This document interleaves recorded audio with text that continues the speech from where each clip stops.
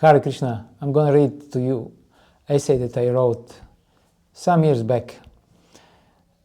It's called I process 22 kg of carbon dioxide per year. I process 22 kg of carbon dioxide per year. In return, I ask only one thing. Let me live. Don't cut me down. I saw this sign on a cardboard hanging on a tree. A nice and noble sentiment. We all love trees, don't we? Especially nowadays when everybody speaks about saving the environment, fighting the pollution, etc. Trees are natural wealth. They provide shade. Also, there are many holy trees, especially in India. When you go to a parikram in the land of Bharat, it seems that all the holy places have a special tree under which something significant happened. Lord Chaitanya was born under a tree. Buddha got enlightenment under a tree. They say that the Bhagavad Gita was spoken under a tree. When demons want to create havoc in human society, one of the methods they employ is cutting down the trees, especially the fruit trees. You can see this demonic strategy in action in Srimad Bhagavatam, the chapter Hiranyakashipu terrorizes the universe, in the 7th canto, and even in the Lord of the Rings. Still, the text hanging on that tree was upsetting. Strangely enough, it felt like some kind of microaggression. It ascribed a certain value on that tree.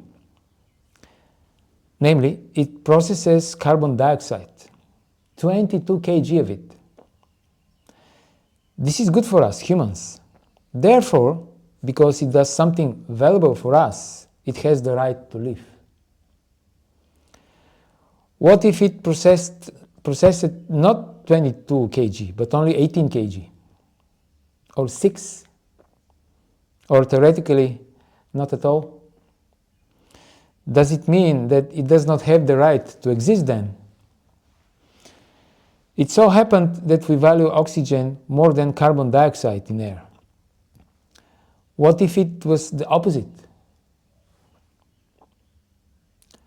Who gives us, humans, the right to decide whether and under what conditions another living entity is allowed to live? Did you make the trees and animals? No, we just found them around. They were given to us with a purpose. If that is so, we should inquire what that purpose is and how to deal with these entities properly. That is, we should not whimsically interfere with their life and their very existence. Trees, animals, planet Earth herself have intrinsic value in them. It does not depend on whether humans ascribe to them such value or not, or to what extent.